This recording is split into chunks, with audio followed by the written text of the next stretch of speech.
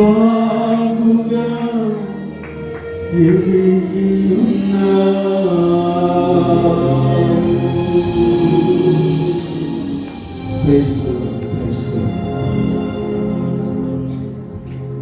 Jones గారు ప్రార్థనలో నడిపిస్తారు.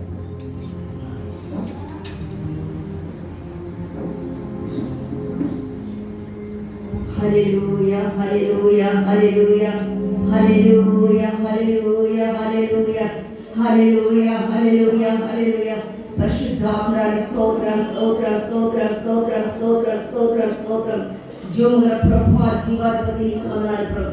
మై ఫాదర్ గ్లోరీ కలవరి హల్లెలూయా స్తోత్రం కనికరించండి ఆయన.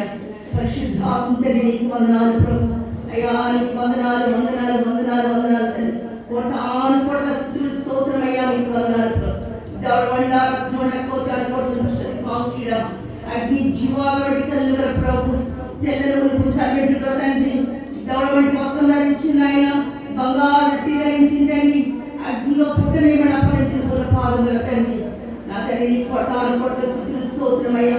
ఏమి చీరడానికి తీసుకున్న తండ్రి నీకు వందనాలు ప్రభు. రక్షణ పాత్రలు చేత ఉంచుతున్నాయన నీకు శుద్ధం చేయడానికి నీకు వందనాలు ప్రభు.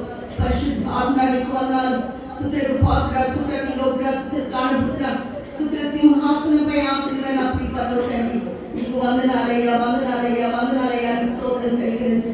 గతించిన ప్రభువా అతని సంవత్సర కనుమతున్న యేసయ్యా నా ప్రభు నీకు వందనాలు ప్రభు.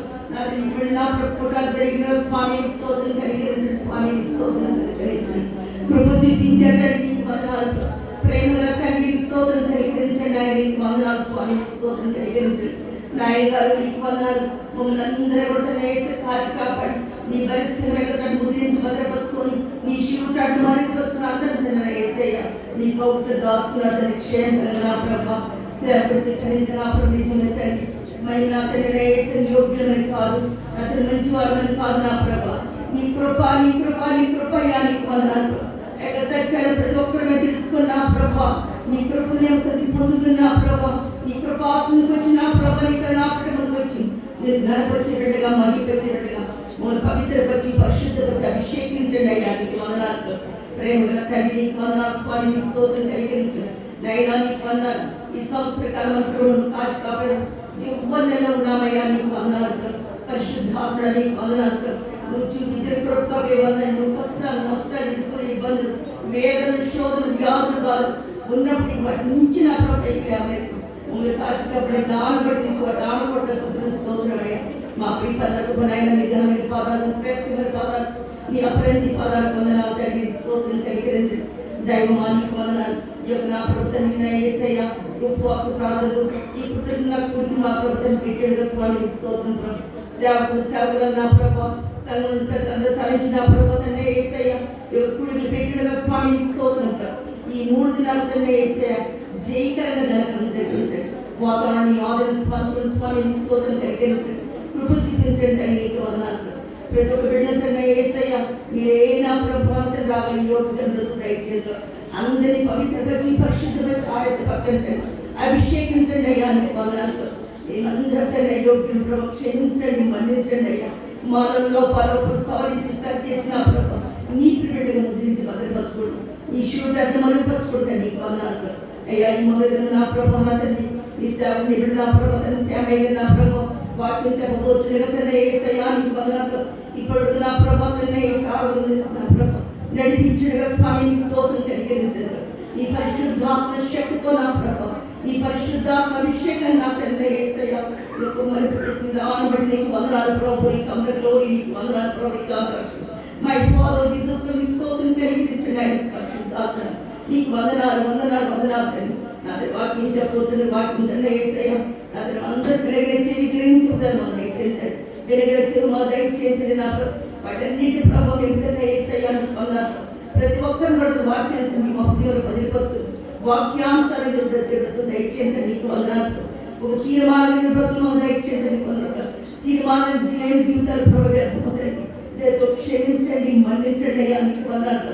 దుష్టుల అపవాదన ప్రభావితం ప్రతి ఒక్క బిడ్డ ప్రలోభించిన ప్రభు ఎన్నో విధంగా యేసయ్యా నా ప్రభు వెలుగు చేయించుండగా వాడి కీర్తి వాడి ఎత్తుల పన్నాల భాసం చేసి కాల్చిపెట్టండి పదనాలు దైవమాని పదనాలు తల్లి కృప చూపించండి దయ చూపించండి నీ కృపతో నీకు వాడి పెట్టుకుని అభిషేకించండి అభిషేకించండి అభిషేకించండి ముద్రించి భద్రపరచుకోండి నీ శివు చట్టం మరుగుపరచుకుంటాను వేసే నీ పరిశుద్ధాత్మ చుట్టూ అభిషేకం పరిశుద్ధాత్మ పూర్ణగా చేసుకుంటాను వేసే గ్రహించే గ్రహించడం మొదట ఇచ్చేది ఈ మనల్ని గ్రహించి ఆలోచించిన ప్రతి ఉద్యోగం పొందుకున్నది వేసే నమ్మడు తండ్రి. దయచేసి కూర్చోండి. వెంకయ్య గారు వచ్చి నేటి ధ్యానాంశం కొరకై ఏర్పాటు చేయబడిన లేఖన భాగాన్ని చదివిస్తారు.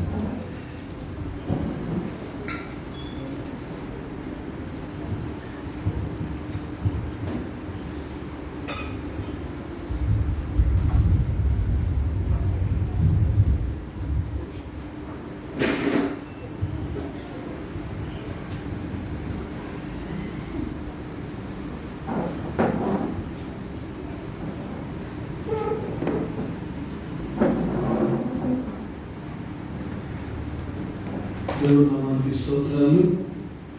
ఈ ప్రత్యేకమైన సమయంలో దేవుని యొక్క వాక్యము అపోస్తలుడైన పౌలు భక్తుడు కొరింథీయులకు రాసిన మొదటి పత్రిక 5వ అధ్యాయము 6, 7, 6 నుంచి 8 వచనాలు ధ్యానం చేస్తున్నాం. అపోస్తలుడైన పౌలు కొరింథీయులకు రాసిన మొదటి పత్రిక 5వ అధ్యాయము 6వ వచనం నుండి 8వ వచనం వరకు.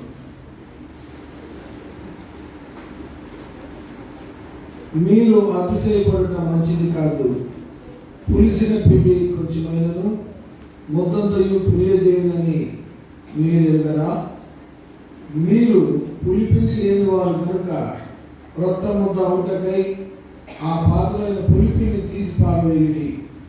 ఇంతే కాక క్రీస్తులను మన పస్కా పశువు వధింపబడిను కనుక పాతదైన పులిపిండితోనైనను దుర్మార్గదయు దుష్టత్వములను పులిపిండితోనైనను కాకుండా నిష్కాపట్యమును సత్యములను పులియని రొట్టెతో పండుగ ఆచరించును. దేవుని మాటలు దీవించు.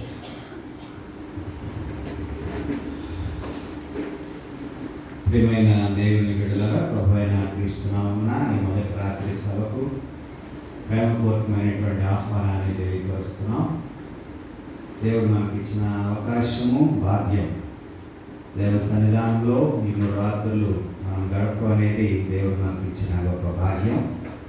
మన ఆహ్వానాన్ని వర్ణించి మనం ఇప్పుడు పిలిచినప్పటికీ కాదనకుండా మన మధ్యకు వచ్చి మరి సేవలో సహకారిగా ఈ డేండ్రీలో కొంటాలపల్లి ప్యారిష్ గురువుగా మన మధ్య ఉండటం అనేది మాకు ఇచ్చిన బంధాన్ని బట్టి, ప్రేమను బట్టి నేను దేవునికి వందనాలు చెల్లిస్తూ ఈ సమయంలో దేవుని వాక్యాన్ని అందించవలసిందిగా శ్యామయ్య గారిని ప్రేమతో ఆహ్వానిస్తూ సమయాన్ని అయ్య గారికి ఇస్తున్నాను.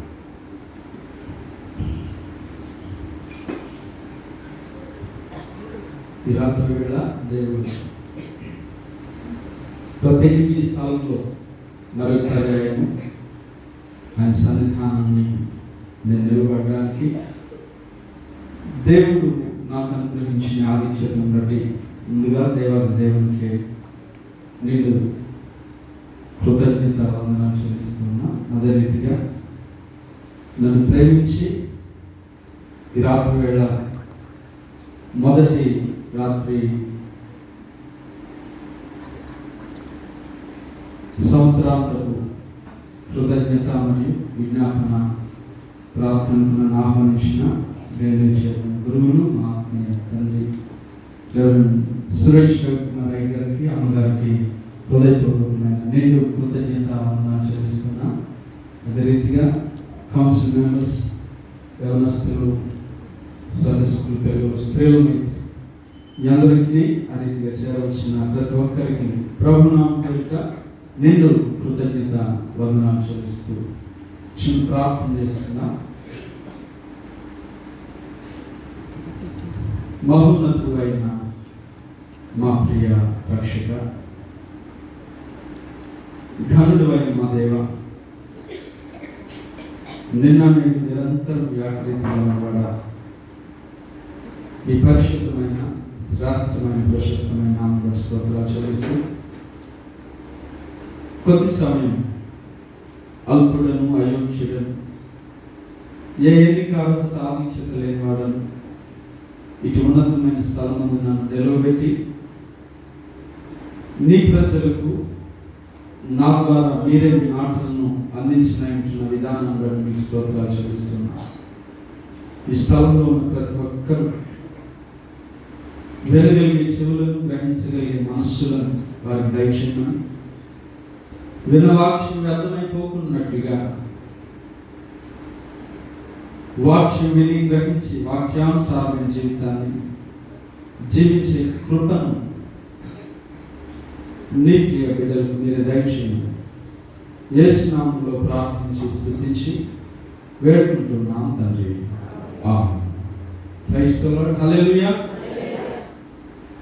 బైబిల్ గ్రంథం నుండి అపోస్తలుడైన పౌలు ఫిలిప్పీ సంఘానికి రాసిన పత్రిక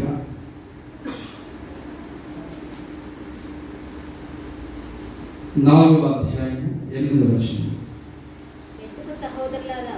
మెట్టుకు సహోదరులారా,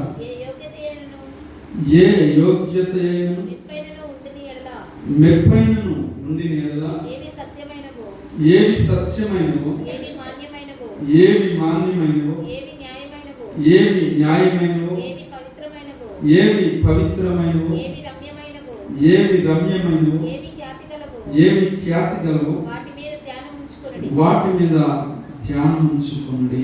చాలు. ప్రభు నన్ను దేవుని వాళ్ళరా, ఫిలిప్పీలకు పౌలు పత్రిక రాస్తూ జ్ఞాపకం చేస్తున్న మాటలు, మీరు వేటిని మీ మనస్సును దృష్టి పెట్టాలి అంటే సత్యమైనవి, మాన్యమైనవి, న్యాయమైనవి, పవిత్రమైనవి, రమ్యమైనవి, ఖ్యాతి గలవి, వాటి మీద ధ్యానం ఉంచుకోండి. ఈ లోకంలో మన ప్రస్తుతం ఉన్న పరిస్థితుల్లో మానవులకు విచక్షణ లేని జీవితాలను జీవిస్తున్నారు. ఏది మంచి ఏది చెడు అనే ఆలోచన లేనటువంటి పరిస్థితుల్లో వారి జీవితాలను ముందు కొనసాగిస్తున్నారు. ఏది న్యాయమో ఏది అన్యాయమో కనీసం వివేచన లేని పరిస్థితుల మధ్య వారి జీవితాలను కొనసాగించేటువంటి వారుగా ఉన్నారు. ప్రస్తుతం ఏ తారతమ్యం లేకుండా చిన్న పెద్ద లేక వృద్ధులు, నడి వయస్కులు, యవనస్తులు, ఈ భేదాలు ఏమి లేకుండా వారి జీవితాల్లో దేవుడు వారికి ఏది మంచిది అని చెప్తున్నారో వాటిని అనుసరించలేక, వారి జీవితాలకు ఏది మంచిదని తల్లిదండ్రులు భావిస్తున్నారో వాటిని లక్ష్య పెట్టక, వారి జీవితాలకు ఏది యోగ్యమైనదని పెద్దవారు వారు చదువుకుంటున్న ప్రదేశాల్లో చెప్తున్నారో వాటిని పెడుతూ జీవితాలన్నింటినీ కూడా అనవసరమైన వాటి కొరకు, విలువ లేని వాటి కొరకు విలువైన జీవితాన్ని నాశనం చేసుకునేటువంటి పరిస్థితుల్లో సమాజం అంతా ఉంది. ఓల్డ్ ప్రపంచం అంతా కూడా అలాగే ఉంది. మనిషిని చెప్తే దాన్ని యాక్సెప్ట్ చేయలేకపోతున్నారు. మనిషి వాక్యం చెప్తే దాన్ని వినలేకపోతున్నారు. మనిషి మాటలు చెప్తే వారిని కనీసం పిచ్చోళ్ళలాగా చూసేటువంటి సొసైటీలో మనం బ్రతుకుతున్నాం, జీవిస్తున్నాం. మా బంధువు ఒక ఆమె మా ఇంటి దగ్గర ఉన్న ఒక స్థలాన్ని, మాది కాదు వాళ్ళది, ఒక స్థలాన్ని ఒక ఆయనకి తనఖా రిజిస్ట్రేషన్ చేయించేసి ఆయనకి తెలియకుండా వేరే ఆయనకి అదే స్థలాన్ని అమ్మేసింది. సరే, మాది కూడా ప్రక్కనే ఉంది. ఆ తనఖా రిజిస్ట్రేషన్ చేసిన ఆయన ఎవరంటే ఒక అడ్వకేట్. సరే, మాది కూడా ప్రక్కనే ఉంటే మాకు కూడా ఎటువంటి ప్రమాదం ఏమైనా ఉందేమో అని విషయం ఆయనకు కూడా తెలియచెప్పినట్టుగా ఉంటుందని నాతో పాటు మరొక స్నేహితుడు కలిసి, సార్ ఇది మా సైట్ పరిస్థితి, ఇది ఇలా ఇలా ఉంది, మరి మీకు తనఖా రిజిస్ట్రేషన్ చేసిన స్థలం ఉంది కదా, అది వేరే వాళ్ళకు కూడా అమ్మేసిందని తెలిసిందట కదా మీకు కూడా అంటే, అవును బాబు తెలిసింది అన్న అని. మరి దాని మీద మీరు ఏమైనా యాక్షన్ తీసుకుంటారా అంటే, ఆయన మాట అన్నాడు ఏంటంటే, నా విలువ ₹1,00,00,000. ఎవరి విలువ? ఆయన విలువ. నా విలువ ₹1,00,00,000. ఆ స్థలం విలువ మహా అయితే ఒక 8 లక్షలు ఉంటుందేమో. ఆ విలువ లేని దాని కొరకు విలువైన నా గౌరవాన్ని నేను పాటు చేసుకోలేను. పోతే ఆ స్థలం పోతుంది, కానీ నేనేం పోగొట్టుకోను, నా విలువను. బయటకు వచ్చి నేను మాట్లాడి దాని గురించి కంప్లైంట్ చేసి ఆ చికాకంతా దేవుని దృష్టిలో ఆ స్థలం నాకు రావాలని ఉంటే అది వస్తుంది, లేకపోతే లేదు. కానీ నా విలువ అనవసరమైన వాటి కొరకు, లేకపోతే విలువ లేని దాని కొరకు విలువైన నా క్యారెక్టర్ను, లేకపోతే విలువైన నా జీవితాన్ని వారి దగ్గరకు నేను వచ్చి మాట్లాడలేను అని చెప్పిన మాట నాకు చాలా జ్ఞాపకం. నిజమే, సమాజంలో ప్రస్తుతం విలువ లేని వాటి కొరకు,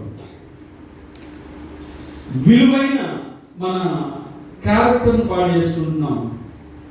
విలువైన మన స్నేహాన్ని, విలువైన మన జీవితంలో కొన్ని పరిస్థితులు మనం విడిచిపెట్టేటువంటి వారంగా ఉన్నాం.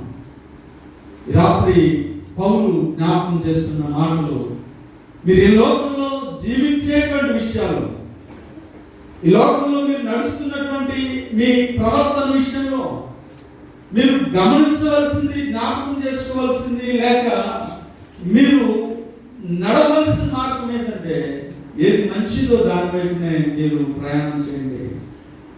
ఏది మీ జీవితానికి మంచి చేస్తుందో దాని మీద మీరు ఆధారపడి జీవించడానికి ప్రయత్నం చేయండి అని దేవుని వాక్యం మనకు ఈ రాత్రి బోధిస్తుంది. చిన్నపిల్లల దగ్గరికి మనం వెళ్ళి ఒక 500 రూపీస్ బండిలో పెట్టి దాని ప్రక్కనే ఒక 5 5 స్టార్ చాక్లెట్స్ పెడితే వాళ్ళు దేన్ని తీసుకుంటారంటే 5 స్టార్ చాక్లెట్స్ తీసుకుంటారు. ఎందుకంటే ఆ ధనం విలువ వారికి తెలిసిందేంటి, ఆ చాక్లెట్స్ బాగుంటాయి కాబట్టి వాటిని తీసుకొని దాని ద్వారా వారు చాలా ఎంజాయ్ చేస్తూ ఉంటారు, దాని ద్వారా వారు చాలా సంతోషాన్ని అనుభవిస్తూ ఉంటారు. మన జీవితాలు కూడా అంతే. విలువ లేని వాటి కొరకు విలువైన మన జీవితాలను మనం చాలా సందర్భాల్లో నాశనం చేసుకుంటూ ఉంటాం. ఈ రాత్రి ఈ స్థలంలో ఉన్న వారిలో కూడా విలువైన మీ జీవితాలను విలువ లేని కొన్నింటి కొరకు మీరు సమాజంలో ఈ క్యారెక్టర్ని ఒకవేళ పాటు చేసుకుంటే, సమాజంలో మీ విలువను తగ్గించుకునే ప్రయత్నం ఏమైనా ఉంటే, రాత్రి ప్రభువా పౌలు మాకు జ్ఞాపకం చేస్తున్నాడు, మేము ఎలా ఉండాలి అని ఆయన కోరుకుంటున్నాడు. అంటే ఏది మంచిదో, ఏది మాన్యమైనవో, ఏవి ఖ్యాతి గలవో, ఏవి ఉన్నతమైనటువంటి పవిత్రమైనవో, రమ్యమైనవో, వాటి మీద మా ధ్యాస ఉంచాలి, మా ధ్యానం ఉంచాలి ప్రభువా అని మనం దేవుని అడిగేటువంటి వారంగా ఉండాలి. సమూయేలు మొదటి గ్రంథంలో నేను 3 విషయాలను చెప్పి ముగించాలని ఆశపడుతున్నా. సమూయేలు మొదటి గ్రంథం 15వ అధ్యాయం మొదటి 3 వచన భాగాలను చదువుతున్నాను. సమూయేలు సౌలును పిలిచి యెహోవా ఇశ్రాయేలులకు తన జనుల మీద నేను రాజుగా అభిషేకించుటే నన్ను పంపెను. యెహోవా మాట విను. సైన్యములకు అధిపతి యెహోవా సెలవిచ్చినదేమనగా, అమాలేకీయులు ఇశ్రాయేలీయులకు చేసినది నాకు జ్ఞాపకమే. వారు ఐగుప్తులో నుండి రాగానే అమాలేకీయులు వారికి విరోధులై మార్గమందు వారి మీదకి వచ్చింది కదా. కాబట్టి నీవు పోయి కనికరింపక అమాలేకీయులను హతము చేయొచ్చు, పురుషులనేమి స్త్రీలనేమి బాలులనేమి పసిపిల్లలనేమి ఎద్దులనేమి గొర్రెలనేమి ఒంటెలనేమి గార్ధబములనేమి అన్నింటినీ హతము చేసి వారికి కలిగినదంతయు బొత్తిగా పాడు చేసి అమాలేకీయులను నిర్మూలము చేయమని చెప్తున్నాను. ఈ సందర్భం బహుశా చాలా మందికి తెలిసి ఉండొచ్చు. దేవునికి బైబిల్ గ్రంథంలో ఈ అమాలేకీయులు అనేది ఒక పురాతనమైన దేశము. ఇశ్రాయేలుకు ప్రధాన శత్రువుగా పరిచయమైన నామకరణం కలిగి ఉన్నటువంటి వారు ఈ అమాలేకీయుల జనాన్ని. ఈ అమాలేకీయులు ఎవరు అంటే వీరు ఏశావు కుమారుడైన ఎలీఫజు మరియు అతని భార్య తిమ్నా వీరి సంతానమైన అమాలేకుకు సంబంధించిన వారసులు. వీరు ఎక్కడ నివాసం ఉండేవాళ్ళు అంటే కనాను దక్షిణ భాగంలో వీరు నివాసం ఉండేవారు. అయితే మోషే ఐగుప్తులో నుంచి ఇశ్రాయేలు ప్రజలను నడిపిస్తున్న క్రమంలో రెఫీదీము అనే ప్రాంతంలో వారికి దాహమైనప్పుడు మోషే మీద ఈ ఇశ్రాయేలు ప్రజలు సనుగుతున్నారు. సనుగుతుంటే మోషే యెహోవాకు మొరపెట్టి, ప్రభువా ఇదిగో వీళ్ళకు నీళ్లు లేకపోవడం చేత మరి కొద్దిసేపు అయితే వీళ్ళు రాళ్లతో కొట్టి నన్ను చంపేస్తారేమో, కాబట్టి వీరికి నీళ్లు అనుగ్రహించమని అడిగితే, నీళ్లు రప్పించమని అడిగితే యెహోవా ఈ పెద్దలందరినీ తీసుకెళ్ళి నువ్వు బండం కొట్టు, దేవుడు అక్కడ నీటిని సమృద్ధిగా ఇస్తాడంటే వాళ్ళు ఆ నీటిని తాగిన తర్వాత ఈ అమాలేకీయులు అని వాళ్ళు ఏం చేస్తున్నారంటే ఎవరైతే శక్తి నశించిపోయిన ఇశ్రాయేలు ప్రజలు ఉన్నారో, ఎవరైతే శక్తిహీనులుగా ఆ స్థలంలో వెనుక వైపు ఉన్నారో ఆ ఇశ్రాయేలు జనాంగం అంతటినీ కూడా ఈ అమాలేకీయులు అనేవారు హతం చేశారు. హతం చేసినప్పుడు దేవుడి ఉగ్రత ఈ అమాలేకీయుల మీద ఉంది. నిర్గమకాండం 17వ అధ్యాయంలో గమనిస్తే ఈ మాటలు మనకు కనిపిస్తూ ఉంటాయి. తర్వాత సందర్భమే ఏమంటే మోషే యెహోషువతో చెప్తాడు, యెహోషువ నీవు మన సైన్యాన్ని తీసుకుని వెళ్ళి అమాలేకీయుల మీద యుద్ధం చేయమంటే యెహోషువ యుద్ధం చేస్తా ఉంటాడు. అదే హూరు అహరోనులు మోషే చేతిని ఎత్తి పట్టుకున్న సందర్భం అక్కడ మనకు కనిపిస్తూ ఉంటుంది. అయితే ఈ అమాలేకీయుల గురించి దేవుడు విపరీతమైన కోపాన్ని కలిగి ఉన్నాడు. ఎందుకంటే తన ప్రజలైన ఇశ్రాయేలుల మీద వారు చేసినటువంటి దాడి, అమాయకులుగా ఉన్న వారిని వారు చంపేసిన విధానాన్ని బట్టి దేవుడు ఏం చేశారంటే ఆకాశం క్రింద అమాలేకీయులు అనే జనాంగం లేకుండా బొత్తిగా వారిని నిర్మూలన చేయాలని, బొత్తిగా వారిని నాశనం చేయాలని, వారు అనేవారు ఈ భూమి మీద లేకుండా చేయాలని దేవుడు ద్వితీయోపదేశకాండం 25వ అధ్యాయం ద్వారా ఇశ్రాయేలు ప్రజలతో జ్ఞాపకం చేస్తా ఉన్నాడు. 17 నుంచి 19 వచనాలు. ఇది అయిపోయిన తర్వాత దేవుడు మొట్టమొదటి రాజుగా సమూయేలు ద్వారా సౌలును ఎన్నుకున్న తర్వాత దేవుడు సౌలుతో చెప్తున్నాడు, సౌలు సమూయేలు ద్వారా చెప్పిస్తున్నాడు, దేవుడు నిన్ను రాజుగా ఇశ్రాయేలు మీద అభిషేకించాడు. అమాలేకీయులు చేసింది నీకు జ్ఞాపకం ఉంది కదా, వారు ఎట్లాంటి మనస్తత్వాన్ని కలిగి ఉన్నవారు, వారు ఎట్లాంటి ప్రవర్తన కలిగి ఉన్నవారు, వారు దేవుని దృష్టికి ఇశ్రాయేలు మీద వ్యతిరేకంగా ఏ రీతిగా నడిచిన వారు నీకు గుర్తుంది. కాబట్టి నువ్వేం చేయాలంటే అమాలేకీయులు అనేవాడు భూమి మీద లేకుండా హతం చేయి. ఎవరిని అంటే ఆ సొత్తంతటిని నాశనం చేయి. చిన్నలనేమి, పెద్దలనేమి, స్త్రీలనేమి, పురుషులనేమి వారందరినీ హతం చేయమని మనం చదువుకున్నటువంటి సమూయేలు మొదటి గ్రంథం 1వ అధ్యాయం నుంచి మనం చూసాం. ఈ క్రమంలో సౌలు అమాలేకీయుల మీద యుద్ధానికి వెళ్ళాడు. అక్కడ యుద్ధంలో దేవుడు అమాలేకీయుల మీద తాను చెప్పాడు కాబట్టి గొప్ప విజయాన్ని ఎవరికి ఇచ్చాడంటే సౌలుకి ఇచ్చాడు. ఇక్కడ మనం జ్ఞాపకం చేసుకోవాల్సింది ఏంటంటే ఈ లోక సంబంధమైన వాటి కొరకు దేవుడు మనకు నిర్దేశించినటువంటి గొప్ప ఆశీర్వాదాన్ని మనం ఎప్పుడు కూడా కోల్పోకూడదు. దేవుడు మన పట్ల ఉంచినటువంటి నమ్మకాన్ని, నువ్వే పని చేస్తున్నా, నువ్వు ఎక్కడున్నా, నువ్వు ఉద్యోగం అయినా, పని చేస్తున్న వాడైనా, వ్యాపారం చేస్తున్న వాడైనా, దేవుడు నీకంటూ నీ పట్ల ఒక ఉద్దేశాన్ని, నీ పట్ల ఒక ప్రణాళికను దేవుడు నెరవేరుస్తున్నప్పుడు దేవుని ప్రణాళికకు బద్ధుడవై లేక బద్ధురాలవై, దేవుని ప్రణాళికను ఖచ్చితంగా అనుసరించేవాడవై లేక అనుసరించేదానివై దేవునికి విధేయత చూపించడం ద్వారా నీ జీవితంలో నువ్వు ఏదైతే ఆశిస్తూ ఉన్నావో దానికంటే రెట్టింపు ఘనతను దేవుడు మన జీవితంలో ఖచ్చితంగా అనుగ్రహిస్తూ ఉంటాడు. ప్రస్తుతం సౌలు తాను అమాలేకీయుల మీద యుద్ధం చేసిన తర్వాత ఆయన శ్రేష్టమైన వాటన్నింటినీ, ఏవైతే జబ్బుతో ఉన్నాయో, బలహీనంగా ఉన్నాయో ఆ పశువులను, జంతువులన్నింటినీ నిర్మూలన చేసి ఏవైతే శ్రేష్టమైనవి ఉన్నావో వాటన్నింటినీ కూడా తీసుకుని వెళ్ళిపోయాడంట. దేవుడు నీతో చెప్పింది, దేవుడు నీతో మాట్లాడింది, ఒక ప్రవక్త ద్వారా నీకు సూచించింది ఏంటంటే వారు ఎవరు లేకుండా ఏం చేయాలంటే నిర్మూలన చేయాలి. దేవుని ఆజ్ఞను అనుసరించే వారంగా మనం ఉండాలి. దేవునికి విధేయత చూపించేటువంటి పరిస్థితుల్లో మనము ఉండాలి. కానీ సౌలు ఆయన సమూయేలు తర్వాత వచనాల్లో జ్ఞాపకం చేస్తున్నాడు, నీవు దేవుడిగా ఉన్నప్పుడు, ఎన్నిక లేని వాడిగా ఉన్నప్పుడు దేవుడు నిన్ను ఇశ్రాయేలుకు రాజుగా చేశాడు కదయ్యా. రాజుగా అంటే ఇదిగో నీకు సమస్తం, నీకు ఏది కావాలో సంపాదించుకునేటువంటి శక్తిని ఇచ్చాడు, నీకు గొప్ప ఆధిక్యతను ఇచ్చాడు, అవకాశాన్ని ఇచ్చాడు. నీవు దాన్ని సద్వినియోగం చేసుకోకుండా తుచ్చమైన వాటి కొరకు ఎందుకు ఆశపడుతున్నావు? తుచ్చమైన వాటి కొరకు ఎందుకు చూస్తున్నావు? తుచ్చమైన వాటిని కావాలని ఎందుకు నువ్వు కోరుకుంటున్నావు?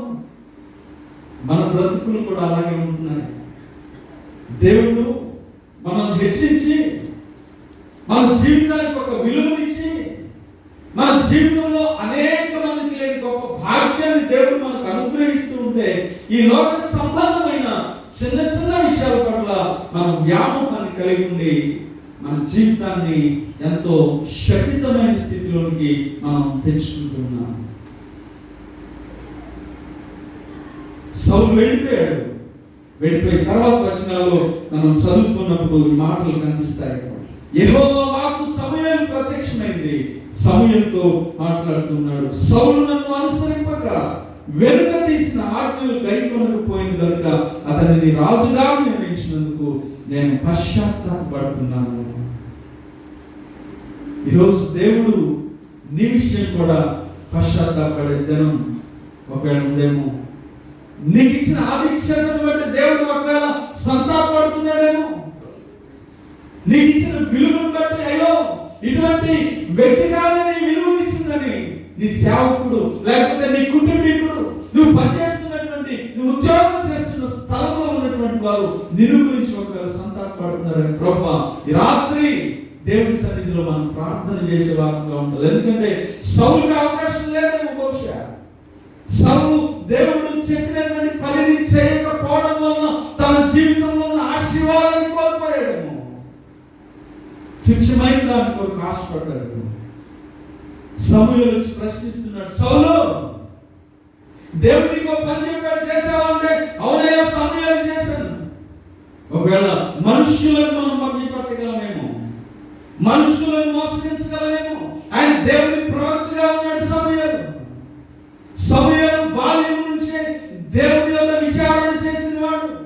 సమూయేలు ఏ స్థలం నుంచి పెరిగిన వాడంటే ఏమి సముఖంలో శిలో మందిరంలో తన బిడ్డలు నాశనం అయిపోతున్నా కానీ ఈ సమూయేలు మాత్రం దేవుని యందు దినదినము వృద్ధి చెందుతూ ఉన్నటువంటి స్థితిలో ఉన్నాడు.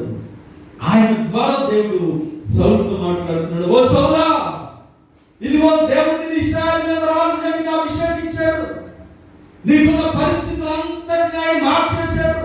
నీ జీవితంలో ఇశ్రాయేలు రాజ్యంలో ఒక రాజుగా నిన్ను అభిషేకించాడు ఇదిగో దేవుడు నీకు చెప్పిన ఒక చిన్న పని చేయలేకపోయావు. దేవుడు ఎందుకు చెప్పాడు అది? ఒకవేళ దేవుని సన్నిధిలో నువ్వు అడగొచ్చు, అడిగే అవకాశం ఉంది. ప్రభా వారు మంచోళ్ళే కదా, ఎందుకు ప్రభా వారిని చంపేమంటున్నావు? మోషే అడుగుతాడు కదా, అయ్యా ఈ ఇశ్రాయేలు ప్రజలను ఈ ఐగుప్తులో నుంచి తీసుకొస్తున్నప్పుడు ఐగుప్తులో సమాధులు లేవు, మమ్మల్ని ఇక్కడ చంపడానికి తీసుకొచ్చావని అడిగితే, అవును ప్రభా ఈ ప్రజలందరినీ చంపడానికి తీసుకొచ్చావని చెడ్డ పేరు అనుకుంటుంది, ప్రభు వారిని కాపాడవా అని మోషే దేవుని అడిగాడు. ఇలా అడగడానికి అవకాశం లేదు, ఎందుకంటే వారు ఇశ్రాయేలుకి చేసినటువంటి ద్రోహం, ఇశ్రాయేలులో ఉన్నటువంటి అమాయకులుగా ఉన్న వారిని, బలహీనులుగా ఉన్న వారిని చంపేస్తున్నాం. దీనిని బట్టి దేవుడు ఎంతో వేదన చెందాడు. అందుని బట్టి సౌలుతో చెప్పాడు, సౌలు ఏం చేయాలి? సౌలు ఏం చేయాలంటే వారందరినీ నిర్మూలన చేసి, ప్రభువా నీ మాట చొప్పున నేను చేశానయ్యా, నువ్వేదైతే నాకు ఆజ్ఞలు ఇచ్చావో, ఏదైతే నా నుంచి నువ్వు కోరుతున్నావో, ఏదైతే నా నుంచి నువ్వు ఆశించావో దాన్ని నేను నెరవేర్చాను ప్రభు అని సౌలు దేవుడితో చెప్పాలి. కానీ ఆయన ఏం చేశారంటే బలిష్టమైన వాటిని, శ్రేష్టమైన వాటి అన్నింటినీ కూడా ఆయన ఎక్కడో దాచిపెట్టేశాడు. అక్కడ వాటి శబ్దం వినిపిస్తున్నాడు సమూయేలుకి. సమూయేలు అడుగుతున్నాడు, చదువుదామా? ఉదయం సమూయేలు లేచి 12 వచ్చుము. సౌలు ఎదుర్కొంటూ పోగా సౌలు కర్మెలుకు వచ్చి అక్కడ జయసూచకమైన శిలను నిలిపి తిరిగి గిల్గాలుకు పోయిన సమాచారం విన్నాడు. తర్వాత అతడు సౌలు వద్దకు రాగా, సౌలు యెహోవా నీకు ఆశీర్వాదం కలుగును గాక, యెహోవా ఆజ్ఞను నేను నెరవేర్చుతున్నానుగా. సమూయేలు అలాగైతే నాకు వినబడుచున్నా, గొర్రెల అరుపులను ఎడ్ల రంకెలను ఎక్కడివి అని అడిగిను. అందుకు సౌలు, అమాలేకుల యొద్ద నుంచి జనులు వీటిని తీసుకొచ్చి నీ దేవుడైన యెహోవాకు బలులు అర్పించుటకు జనులు గొర్రెలను ఎడ్లను మంచి వాటిని వండనిచ్చిరి, మిగిలిన వాటన్నింటినీ మేము నిర్మూలన చేస్తున్నాగా. ఏం చెప్తున్నాడంటే, అయ్యా మేము ఎందుకు తెచ్చాము తెలుసా? యెహోవా బలి అర్పించడానికి మేము తీసుకొచ్చాము. చేసిన తప్పును కప్పిపుచ్చుకునే ప్రయత్నం. ఈనాడు జనాలు, ప్రజలు, సమాజం దేనికి భయపడలేదంటే తప్పు చేయడానికి భయపడలేదంటే, కానీ ఒకవేళ తప్పు చేసి దొరికిపోతానేమో అని భయపడుతున్నాడు. సమాజం అంతా అలాగే ఉంది, చెడిపోయింది, పాడైపోయింది. దేవుడు అంటే భయం లేదు, దేవుని సన్నిధి అంటే భయం లేదు. దేవుని సన్నిధికి వచ్చిన తర్వాత కూడా దేవుని సేవకుడు వాక్యం చెప్తుంటే మొబైల్స్ చూసే వాళ్ళు ఎంతమంది ఉన్నారు? బైబిల్ గ్రంథాన్ని దేవుని సన్నిధికి తీసుకుని రాకుండా రెక్క హస్తాలతో ఎంటీ హ్యాండ్స్తో దేవుని సన్నిధికి వచ్చే వాళ్ళు ఎంతమంది ఉన్నారు? దేవుడు అంటే భయం లేని దినాల్లో మనం బ్రతుకుతున్నాం. సమాజంలో దేవుని మీద భయభక్తులు లేని జీవితాన్ని మనం జీవిస్తున్నాం. పెద్దలంటే గౌరవం లేదు, సేవకుడు అంటే భయం లేదు, తల్లిదండ్రులు అంటే భయం లేదు. ప్రియమైన దేవుని వాళ్ళారా, దేవుడు నిన్ను ఎంతగా రక్షించాడు, దేవుడు నిన్ను ఎంతగా ఆశీర్వదించాడు. నీవు కావాలి అనుకుంటే ప్రభువా నాకు ఇది అనుగ్రహించు అంటే దేవుడు నీకు కావాల్సిందంత ఇచ్చేవాడు కదా. నువ్వు సౌలా ఎందుకు నువ్వు ఇటువంటి పని చేశావు? సమూయేలు సంతాపడుతున్నాడు. ఎందుకంటే ఎవరైనా వారి చేతులతోనే ఆహారం పెట్టి మళ్ళీ ఆ చేతులతోనే దాన్ని తీసివేయాలంటే భారం కదా, బాధ అనిపిస్తుంది కదా. అలాగే సమూయేలు కూడా సౌలు విషయంలో అదే బాధ అనిపిస్తుంది. అయ్యా నువ్వు బలులు అర్పించడానికి అన్నావు కదా, బలులు అర్పించుట కంటే మాట వింట శ్రేష్టం. క్రైస్తవాడు హల్లెలూయా. ఈ దినాల్లో చాలా మంది దేవుడికి చేస్తున్నాం, కానీ మాట వినని స్థితిలో ఉంటే దాని వలన నీ జీవితానికి ప్రవేశం ఉంది. కొద్దిపాటి సంపాదన శక్తితమైన దానిని నీవు తీసుకుని రావడం వలన ఒక ఇశ్రాయేలు సామ్రాజ్యానికి ఒక గొప్ప నాయకుడిగా ఉండేటువంటి ఆధిక్యతను కోల్పోయావే. మొట్టమొదటి రాజుగా ఇశ్రాయేలు దేవుడిని అభిషేకిస్తే ఆ అభిషేకాన్ని కోల్పోయావే. రాజుగా ఉండవలసిన స్థితిని కోల్పోయావే. దేవుడు నీకు ఇచ్చిన సింహాసనాన్ని కోల్పోయావే. కాబట్టి దేవుని మాటను మనం వినడానికి ప్రయత్నం చేయాలి. ఈ రాత్రి స్థలంలో ఉన్న ప్రియ దేవుని బిడ్డలారా, ఎన్నిసార్లు మనం ఇదిగో నీ చిత్తాన్ని బట్టి నేను చేశానని మనం ఆ తప్పును కప్పిపుచ్చుకునే ప్రయత్నం చేస్తున్నాం. సమయం అడిగితే సౌలు చెప్తున్నారు, అయ్యా నేను ఎందుకు దీన్ని తీసుకొచ్చానో తెలుసా, ఇది తీసుకురావడానికి కారణం ఏంటో తెలుసా, బలులు అర్పించడానికి. అయ్యా బలులు అర్పించడానికి తీసుకొచ్చిన కాదు. ఈ రాత్రి దేవుని సన్నిధిలో మనం అటువంటి రాజులను, అటువంటి వ్యక్తులను చూసి మనం నేర్చుకోవాల్సింది ఏంటంటే, దేవుడు నీకు ఏ పని చెప్తాడో ఆ పనిని చేయడానికి ప్రయత్నం చేయాలి. దేవుడు నీకు ఏదైతే ఆదేశిస్తాడో ఆ ఆదేశాన్ని అనుసరించడానికి ప్రయత్నం చేయాలి. దేవుడు నీ పట్ల ఏ ఉద్దేశాన్ని కలిగి ఉంటాడో ఆ ఉద్దేశాన్ని విడిచిపెట్టని స్థితిలో నీ జీవితం ఉండాలి. విలువ లేని వాటి కొరకు విలువైన నీ జీవితాన్ని నాశనం చేసుకోవద్దు. విలువ లేని సమాజంలో నీవు ఈ నేత్రాలతో చూస్తున్న అనేకమైన వాటి కొరకు విలువైన నీ హృదయాన్ని, విలువైన నీ జీవితాన్ని శాపంగా మలుచుకోవడానికి దయచేసి ప్రయత్నం చేయొద్దు. నీ విలువ దేవుని దృష్టిలో ఎంత ఉంది, నీ పట్ల దేవునికి ఎంత ఉన్నతమైన ప్రణాళిక ఉంది. సౌలు పశ్చాత్తాపడుతున్నాడు, అయ్యా సమూయేలు ప్లీజ్ నా కొరకు దేవుని దగ్గర విజ్ఞాపన చేయవా, నా కొరకు దేవుని దగ్గర విచారణ చేయవా. ఇదిగో దేవుని సన్నిధిలో మరలా నేను నా తప్పిదాన్ని తెలుసుకొని మరలా నేను దేవునితో కలిసి సహవాసం చేయగలిగే ఇశ్రాయేలు రాజ్యానికి రాజుగా ఉండేటువంటి అర్హత నాకు దయచేయవా అంటే ఆ టైం దాటిపోయింది. ఆ సమయం లేదు. ఇంకా దేవుడు నీకు ఇచ్చినటువంటి ఆదిక్షత నువ్వు కోల్పోతే, దేవుడు నీకు ఇచ్చిన ఆశీర్వాదాన్ని నువ్వు కోల్పోతే, ఒకసారి ప్రజలందరూ సమూయేలు మొదటి గ్రంథంలోనే ఏలీ కుమారుల విషయంలో దేవుడు వారికి ఎంత ఆదిక్షత ఇచ్చాడో, ఏలీ కుమారుల విషయంలో సంఘమంతా వచ్చి యాజకుడి దగ్గర కంప్లైంట్ చేస్తున్నారు, అయ్యా ఏలీ నీ కుమారులు చేరిపోయారయ్యా, దేవాలయంలోకి వచ్చిన స్త్రీలతో పాపం చేస్తున్నారయ్యా, ఏవైతే బలులు అర్పిస్తున్నారో వాటిలో శ్రేష్టమైన వాటిని ప్రకృతి తప్పిస్తున్నారయ్యా.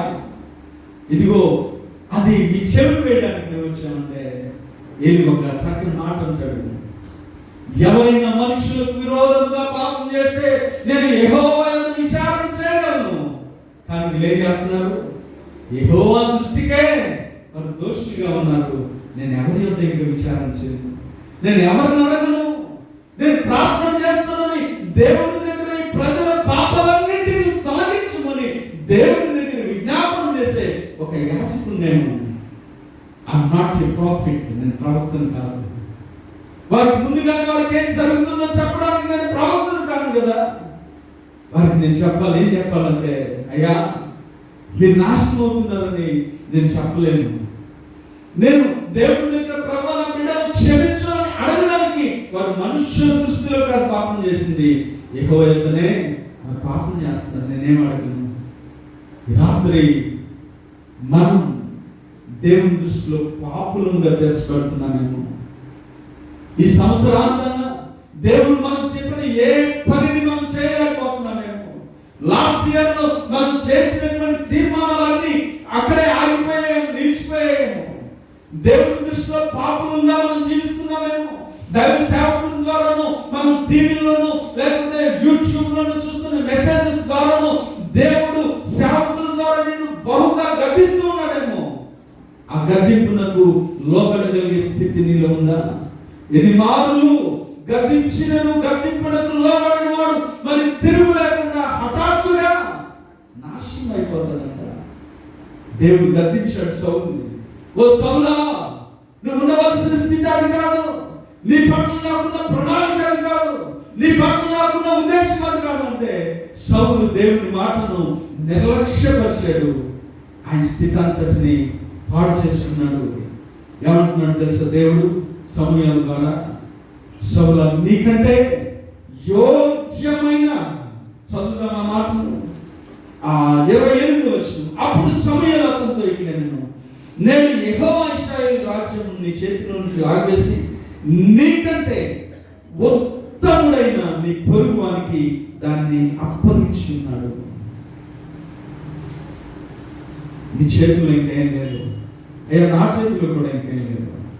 దేవుడు మనకు చాలా అవకాశాలు ఇస్తూ ఉంటాడు. మనం చేసే పనిలో అవకాశాలు ఇస్తూ ఉంటాడు. మన ప్రవర్తనలో దేవుడు అవకాశం ఇస్తూ ఉంటాడు. మన జీవితంలో వేటినైతే తీసివేసుకోవాలో, వేటి నుంచి అయితే విడుదల పొందాలో వాటికి దేవుడు నీకు తెలియకుండానే దేవుడు నిన్ను సంరక్షిస్తూ ఉంటాడు. దాన్ని తెలుసుకోలేకపోతే, దాని గురించి విచారణ చేయలేకపోతే, ఎప్పుడు జరిగేదా ఇది అని ఆలోచన చేస్తే ఒక దినం వస్తుంది. ఆ దినాన్ని మనం తప్పించుకోవడానికి we have no chance కదా, మనం తప్పించుకోవడానికి అవకాశం లేదు. ఈ బ్రతులు అంటున్నాడు, అయ్యా సమూయేలు ప్లీజ్ దేవుని దగ్గరికి వెళ్ళి నా కొరకు మళ్ళీ మనం చేయి, దేవుని దగ్గరికి వెళ్ళి అడుగు అంటే సమూయేలు చెప్పుడు, అయ్యా తుచ్చమైన వాటిని నీవు కోరుకున్నావు.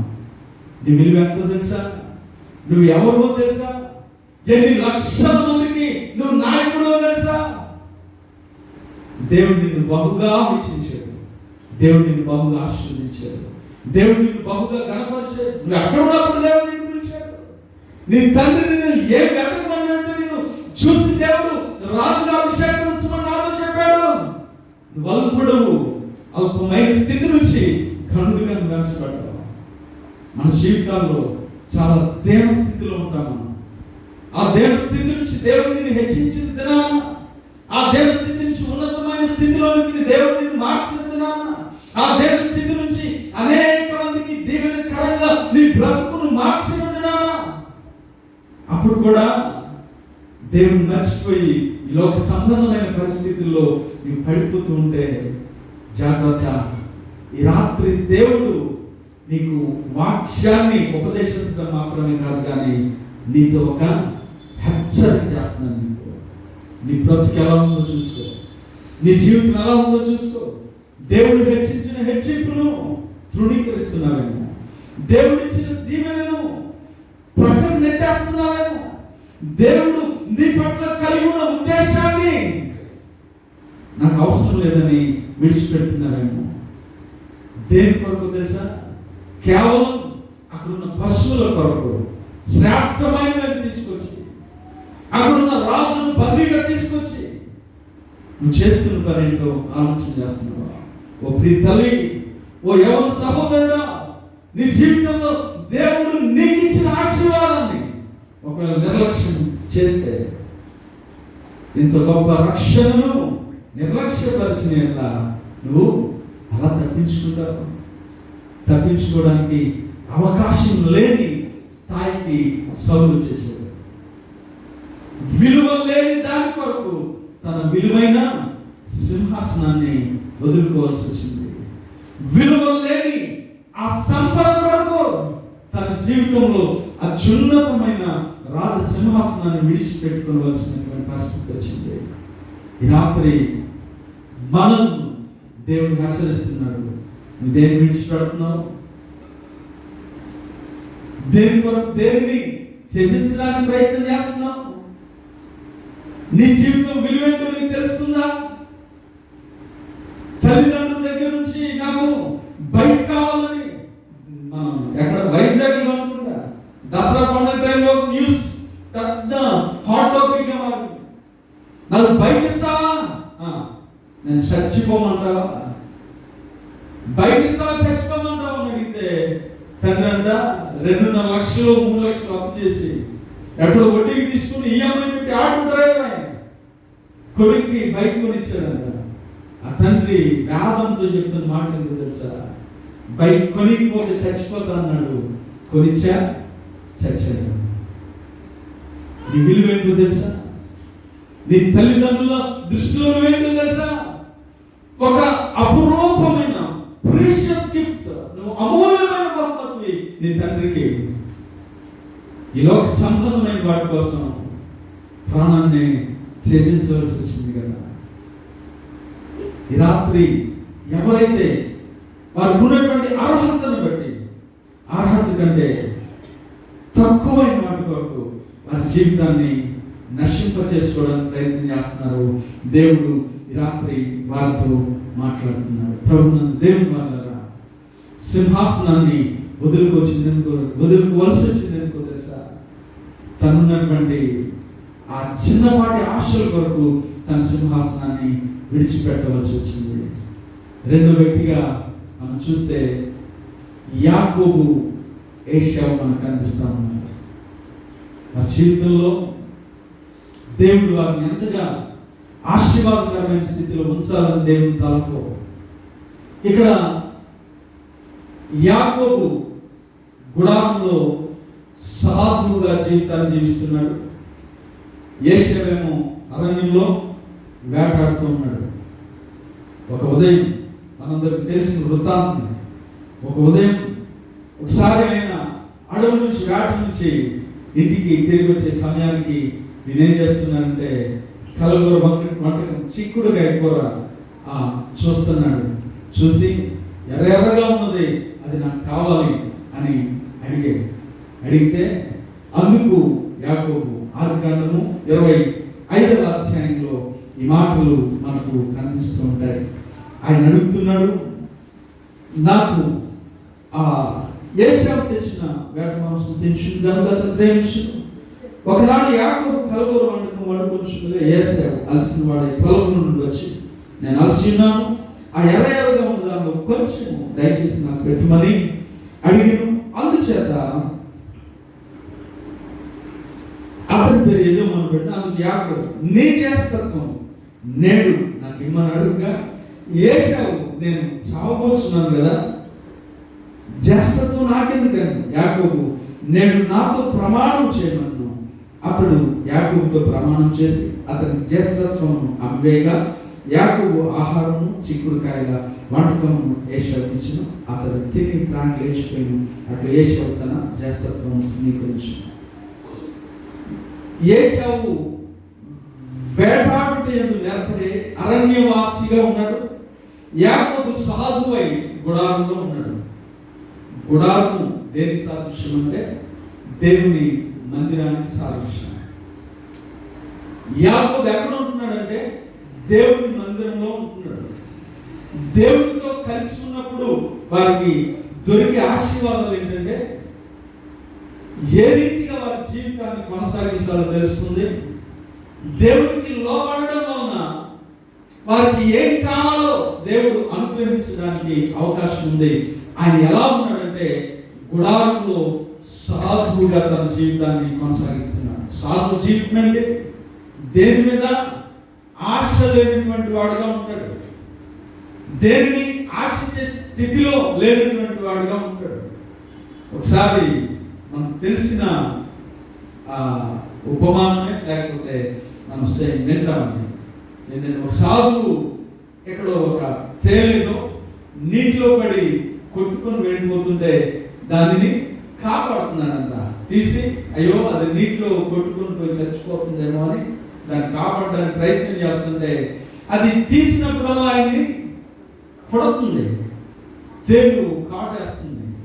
శిష్యుడు అడుగుతున్నాడంట, గురువు గారు ఆ తేలు మీకు అంత ఇబ్బంది పెడుతున్నా కానీ మీరు దాన్ని ఎందుకు ఇంకా రక్షించడానికి ప్రయత్నం చేస్తున్నారు అని అంటే, అది చిన్నది, దాని స్వభావాన్ని అది మార్చుకోలేనప్పుడు నా స్వభావాన్ని నేను ఎలా మార్చుకుంటాను అని అంటున్నాడు. సాధువైనటువంటి యాకోబు దేవుడితో గడుపుతున్నాడు.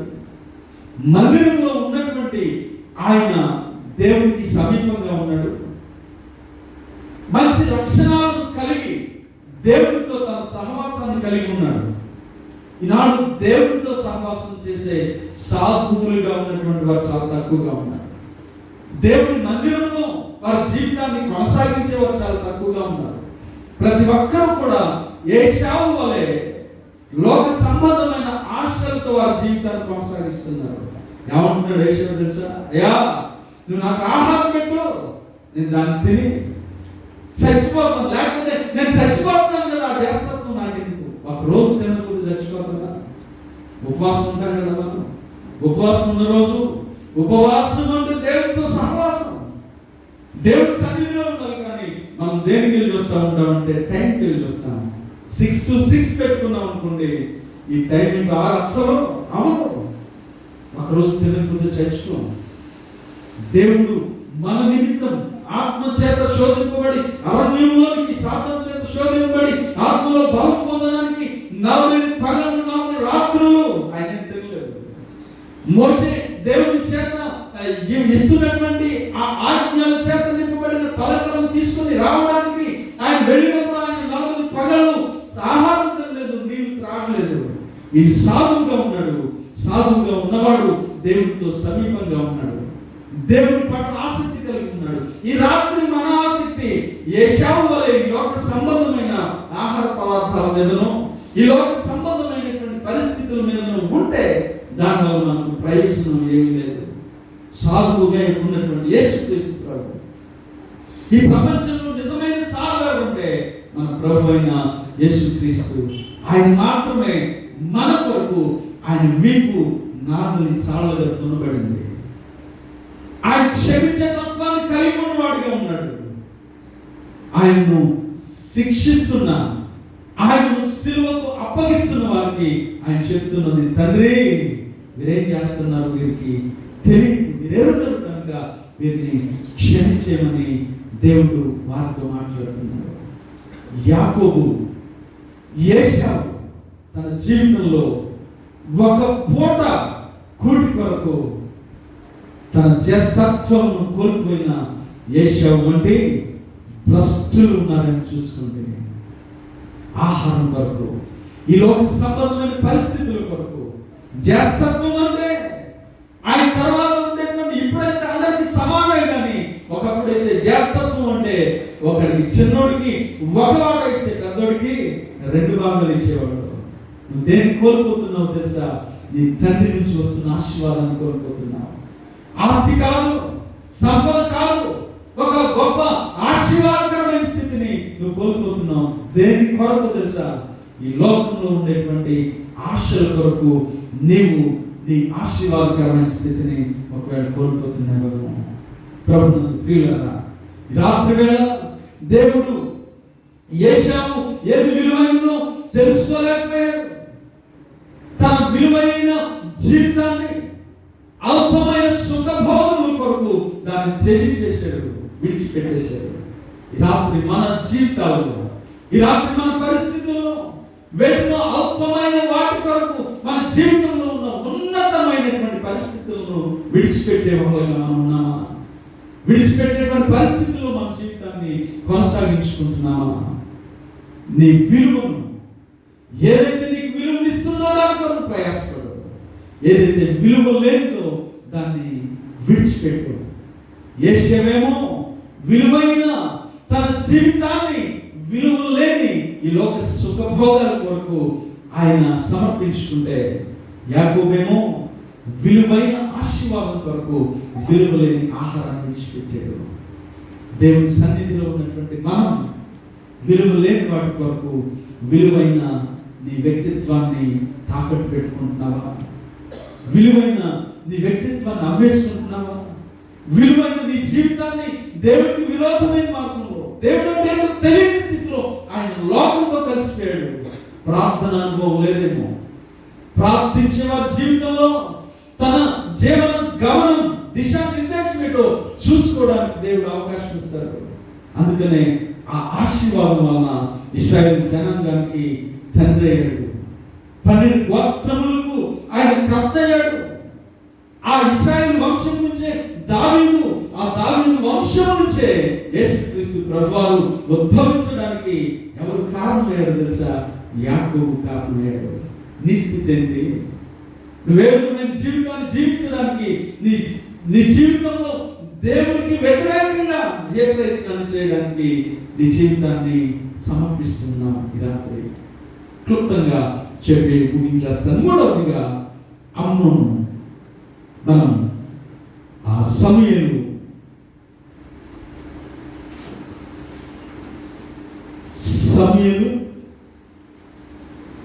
మొదటి గ్రంథం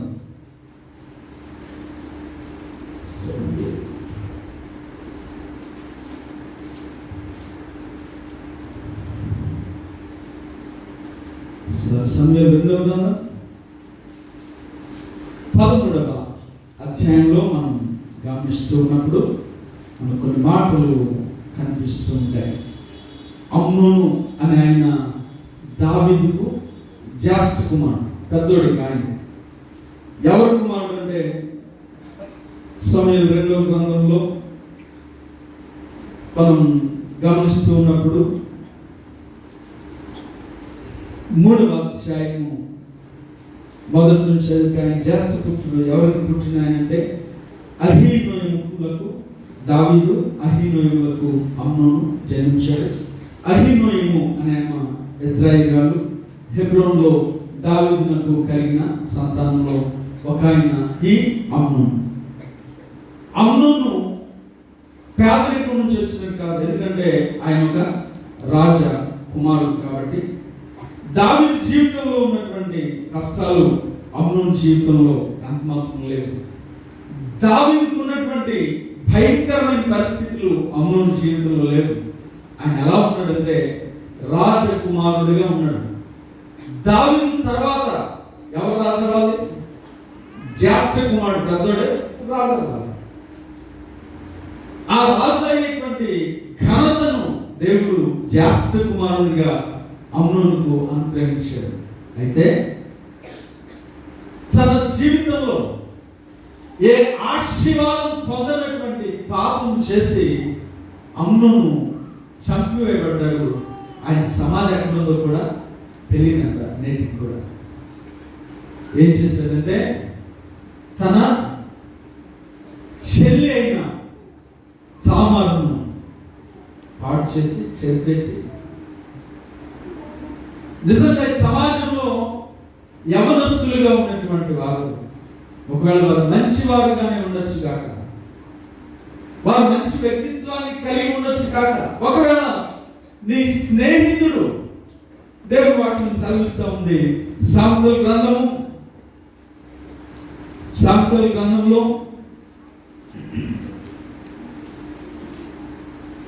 4వ అధ్యాయం 7వ భాగం నుంచి, జ్ఞానమును సంపాదించుకుంటే జ్ఞానమునకు ముఖ్యాంశం.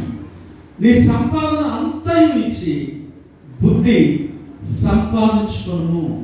దేవుని వాక్యం సెలవిస్తుందంటే జ్ఞానము సంపాదించుకోవడమే జ్ఞానమునకు ముఖ్యాంశము.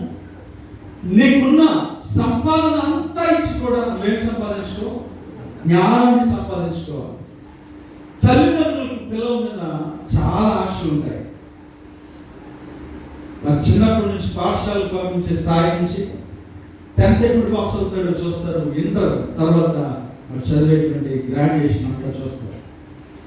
అది చూసిన తర్వాత వాళ్ళు పిల్లల మీద ఎన్ని ఆశలు పెట్టుకుంటారంటే, ఎదుటి పిల్లలు ఆ తల్లిదండ్రులు పిల్లలు బాగా చదువుతుంటే వాళ్ళు వచ్చి వీళ్ళ దగ్గర అడుగుతారు. ఒకవేళ పిల్లవాడు బలహీనుడిగా జ్ఞానం తక్కువగా ఉన్నవాడైతే ఏంటంటే ఈ పిల్లాడికి ఎన్ని మార్కులు వచ్చాయి, మా వాడికి అయితే 580 అని చెప్తారు. వాళ్ళు బాధేస్తూ ఉంటుంది. పిల్లల కోసం వారు సర్వస్వం త్యాగం చేస్తూ ఉంటారు. పిల్లల కోసం సమస్తం వారు త్యాగం చేస్తూ ఉంటారు. తల్లిదండ్రులు పిల్లల కొరకు ఆస్తులు సంపాదిస్తూ ఉంటారు. తల్లిదండ్రులు పిల్లల కొరకు ధనాన్ని సంపాదిస్తూ ఉంటారు. చాలా స్థలాలు కొంటూ ఉంటారు, ఇల్లు కట్టిస్తూ ఉంటారు. కానీ వారికి నేర్పవలసిన జ్ఞానాన్ని నేర్పించేటువంటి స్థితిలో తల్లిదండ్రులు లేరు. వారికి ఇవ్వవలసింది ఏంటంటే నీ సంపద అంతా ఇచ్చి నువ్వు బుద్ధి సంపాదించుకో, నీ సంపద అంతా ఇచ్చి జ్ఞానాన్ని సంపాదించుకో. పిల్లలు మంచి మార్గంలో ఉండాలని తల్లిదండ్రులు అడుగుతారు. మన పిల్లల కోసం ప్రార్థన ఏం చేస్తాం తెలుసా? అయ్యా నా పిల్లలు 10th క్లాస్ చదువుతున్నాడు, మంచి మార్కులు అయ్యా. మా కొడుకు బీటెక్ ఎగ్జామ్ సెమిస్టర్స్ రాస్తున్నాడు, వాడు టాపర్గా ఉండాలయ్యా. ఉద్యోగ ప్రయత్నాలు చేస్తున్నాడు, మంచి కంపెనీలో మంచి ప్యాకేజ్తో ఉద్యోగం ప్రభావ. నా కుమార్తె వివాహానికి సిద్ధమైంది, మంచి సంబంధం కావాలి ప్రభా. మన ప్రేయర్ రిక్వెస్ట్ అన్ని ప్రభా చెడిపోయాడు అని చెప్పుకోవడానికి మనం భయపడతాం. నా కొడుకు కంట్రోల్లో లేడు అని చెప్పడానికి, తండ్రికి చెప్పడానికి కూడా వాడే మాట్లాడలే అని చెప్తాను. తద్వారా నీకు వచ్చేది ఏంటో తెలుసు, ఏలైనగా పాపం వల్ల వచ్చే జీతం మరణం. ఆ మరణాన్ని నీ బిడ్డల జీవితంలో పొందకముందే నువ్వు నీ బిడ్డల కొరకు కన్నీటి ప్రార్థన చేయాలి, అంగలాంచి ప్రార్థన చేయాలి. ప్రభువా, నా కుమారుని జ్ఞాపకం చేసుకోయ్యా, వాడు చెడిపోతున్నాడు, త్రోవ తప్పుతున్నాడు, నాశనం అయిపోతున్నాడు, వాడి కొరకు నేను ఎంత ప్రయాసపడ్డాను, వాడిని చదివించడానికి నా చెమటను రక్తంగా చిందించానయ్యా. నాకేం లేకపోయినా పర్లేదు, కానీ నా పిల్లలు సంతోషంగా ఉండాలనుకున్నా. బుద్ధి లేని కుమారుడుగా అవును, ఒకవేళ పాడైపోయిన స్థితిలో ఉంటే ఒక స్నేహితుడిగా, ఒక రక్త సంబంధిగా దావీదు కుటుంబం పతనం అవ్వాలని చూసేవాళ్ళు చాలా మంది ఉన్నారంట. దావీదు సహోదరులుగానే ఉన్నారు. ఈ దావీదు ఇశ్రాయేలు జనాంగానికి రాజుగా ఉన్నాడు. ఈ దావీదు ఎప్పుడు పాడైపోతాడని చూడడానికి ప్రయత్నం చేసేవాళ్ళు చాలా మంది ఉన్నారు. ఆ క్రమంలోనే దావీదు పిల్లలు, దావీదు వల్ల దావీదు దేవుని హృదయానుసారుడుగా ఉన్నాడు కాబట్టి దావీదు మనం ఏం చేయలేం. కాబట్టి ఎవరి ద్వారా అంటే తన కుమారుడు ద్వారా ఏదైనా చెడ్డ మనస్తత్వాలు ఉంటే వారి వారి అవసరాలు వాడుకుందాం అనేటువంటి స్థితిలో ఇక్కడ మనం చూస్తాం. దావీదునకు అమ్నోనుకు మిత్రుడు ఒకడు ఉండెను. అతడు సమూయేలు 2:11 అతని పేరు యెహోనాదాబు. ఈ యెహోనాదాబు బహు కపటం కలిగినాడంట. ఈయనకు చెడ్డ తలంపు ఉంది. నీ స్నేహితుడు ఎలా ఉండాలంటే నిన్ను సరి చేసేవాడై ఉండాలి. దావీదుకున్న స్నేహితుడు తనను చంపడానికి తండ్రి ప్రయత్నం చేస్తూ ఉన్నప్పటికీ, దావీదా, మా నాన్నని చంపడానికి ప్రయత్నం చేస్తున్నాడు, జాగ్రత్త అని చెప్పే స్నేహితుడిగా ఉంటాడు. కానీ ఈ యెహోనాదాబు ఎవరో కాదు, అమ్నోనుకు మిత్రుడు. అతడు దావీదు సహోదరుడైన షిమ్యా కుమారుడు. అతని పేరు యెహోనాదాబు. మనం ఎవరు చెడగొడతారు తెలుసా? మనం ఆశీర్వాదకరంగా మారుతున్నప్పుడు ఎవరు వేదన చెందారు తెలుసా? మనం పడిపోయినప్పుడు సంతోషించేది ఎవరు తెలుసా? మన కుటుంబీకులే. జాగ్రత్త. మన అనుకున్న వారు జాగ్రత్త. మన నాశనాన్ని కోరుకునేవారు, మనం పాడైపోవాలని ఆశపడే వాళ్ళు ఎవరంటే వాళ్ళే ఉంటారు. మనం ఆశీర్వదించబడితే తట్టుకోలేని స్థితిలో ఉంటారు. ఒక అవకాశం వచ్చింది.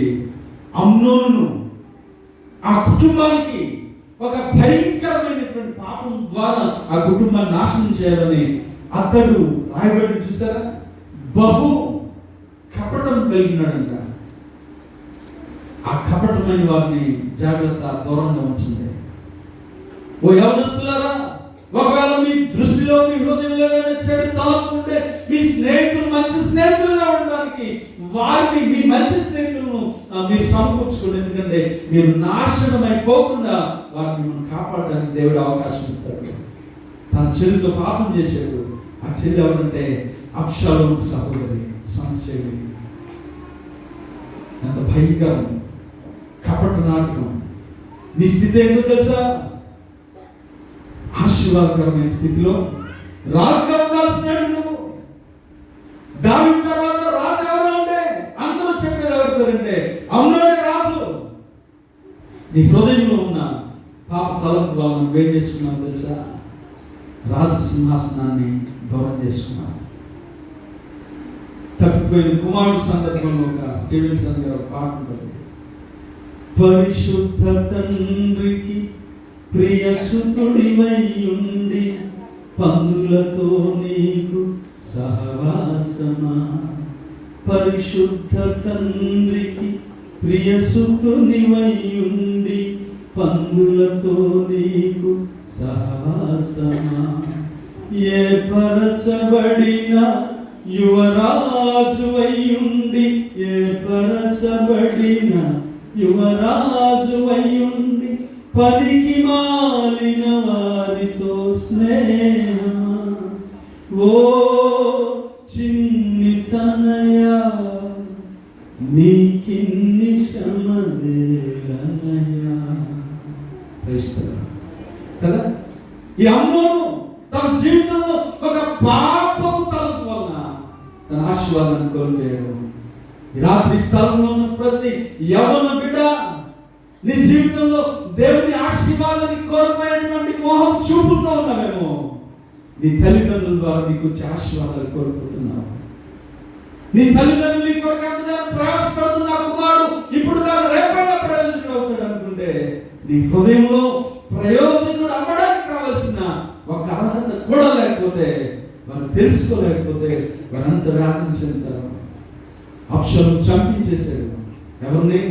అమ్నోను చంపించేశాడు. నాన్న ఒకవేళ నీకు కుదరకపోతే ఇదిగో అమ్నోను ఉన్నాడు కదా, అమ్నోను పంపించండి. తీసుకెళ్ళాడు. పాపం వలన వచ్చే జీతం మరణం.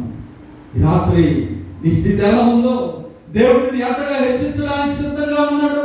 నీ పట్ల ఎటువంటి ప్రణాళికను దేవుడు కలిగి ఉన్నాడు. నీ పట్ల ఎటువంటి ఉద్దేశాన్ని దేవుడు కలిగి ఉన్నాడు. ఆ ఉద్దేశాలన్నింటినీ విడిచిపెట్టి ఈ లోక సంబంధమైనటువంటి పాపం కొరకు ప్రయాసపడుతూ ఉంటే, ఈ లోక సంబంధమైన పాపం వైపు నీ కన్నులు అరులు చేస్తూ ఉంటే, ఈ లోక సంబంధమైన పాపాన్ని నువ్వు ప్రేమిస్తూ ఉంటే జాగ్రత్త.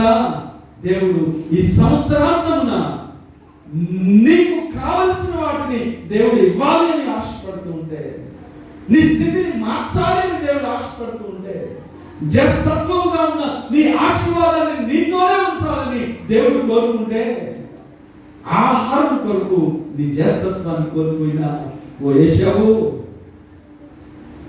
నీ పట్ల నీవు గాడిదలను నీ తండ్రి మందను గదగడానికి నువ్వు వెళ్తే, దేవుడు నిన్ను ప్రేమించి నీకున్న అర్హత ఏమీ లేకపోయినప్పటికీ నిన్ను ఇశ్రాయేలు మీద రాజుగా అభిషేకిస్తే, ఆ అభిషేకాన్ని కోల్పోయి, ఆ ఆశీర్వాదాన్ని కోల్పోయి తృణప్రాయమైనటువంటి ఈ లోక సంబంధమైన పశువుల కొరకు నీ జీవితాన్ని కోల్పోయిన ఓ సౌలు,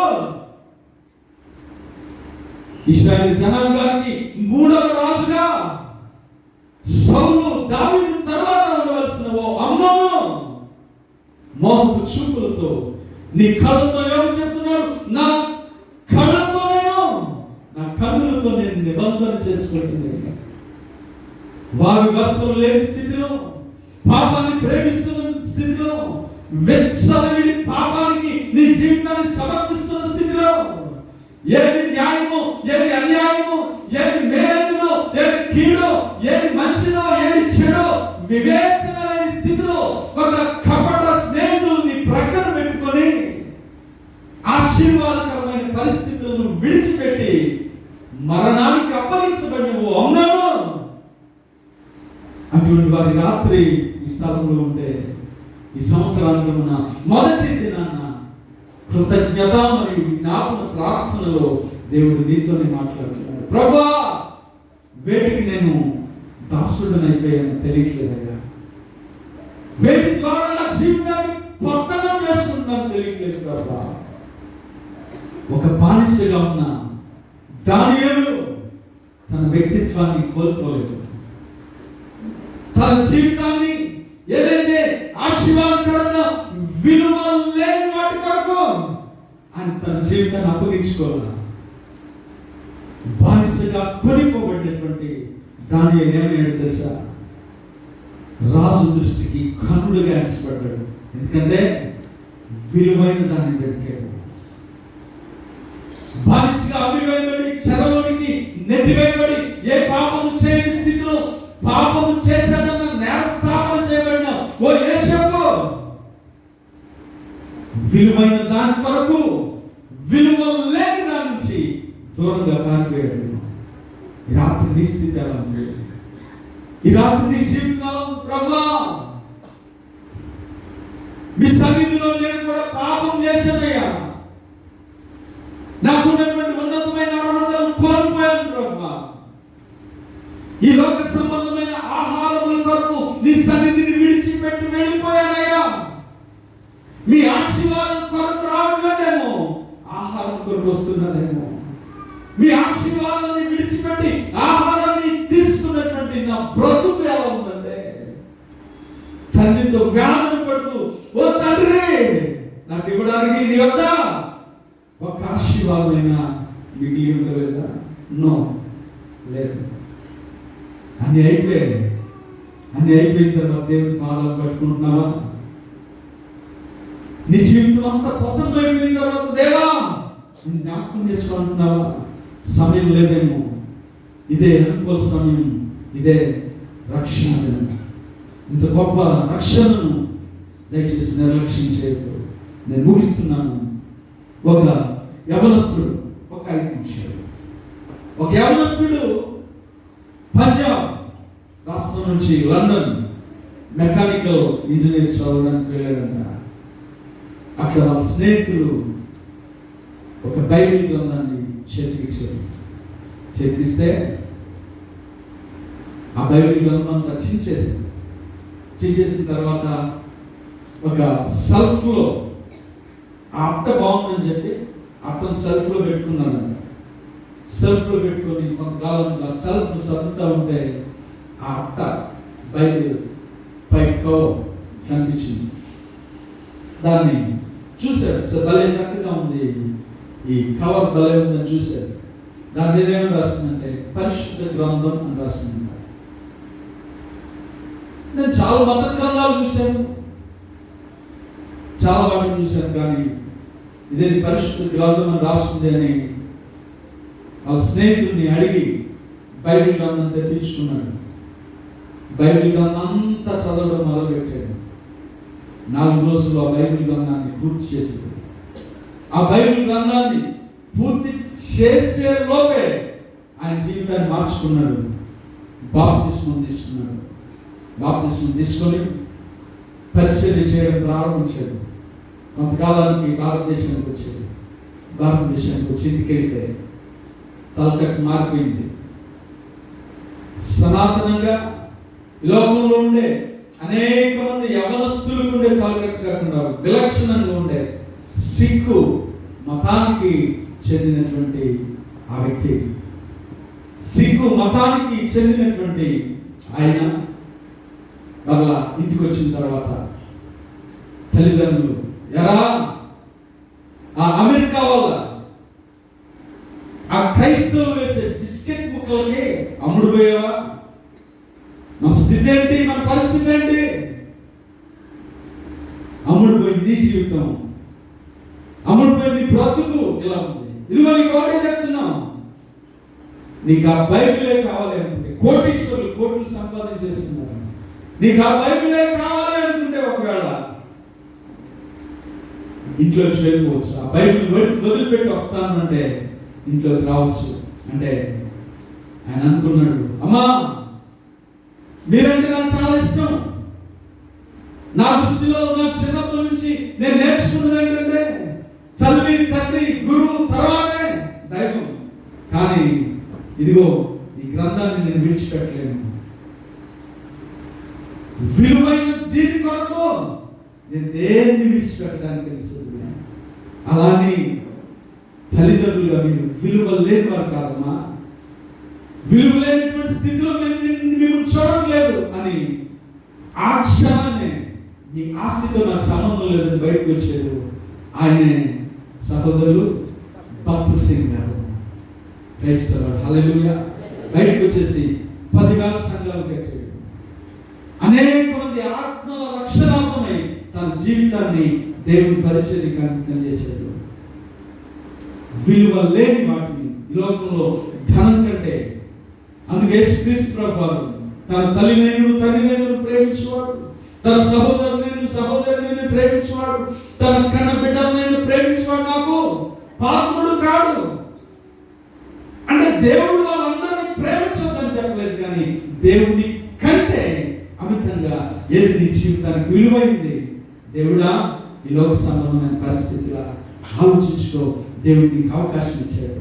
అవకాశాన్ని కోల్పోతే మళ్ళీ భవిష్యత్తు తిరిగి పొందుకోలేము. నేను ఆరాధన సమయంలో జ్ఞాపకం చేశాను ఏమంటే, ఈ సంవత్సర కాలంలో చాలా మందికి తెలియదు ఇదే వారి చివరి ప్రయాణం అని, కానీ అదే చివరి ప్రయాణం అయింది. ఈ రాత్రి ఒకడు సర్వలోకము సంపాదించుకొని వాడి ప్రాణం కోల్పోవడం వల్ల మనకి ప్రయోజనం. నువ్వు ఎన్ని సంపాదించినా నీ క్యారెక్టర్ కోల్పోతే, ఎన్ని సంపాదించినా విలువ లేని వాటి కొరకు విలువైన దానిని నువ్వు తృణీకరిస్తే ఒకవేళ దేవునికి లెక్క చెప్పుకోలేము. ఈ రాత్రి దేవుని సన్నిధిలో నీ జీవితంలో ఇంకా అటువంటి పరిస్థితులు ఏమైనా ఉన్నాయేమో దేవుని సన్నిధిలో అడగడానికి ప్రయత్నించారు. కళ్ళు మూసుకున్నాం, చిన్న ప్రార్థన చేసుకున్నాం. ప్రభువా ఈ రాత్రి నాతో మాట్లాడండి.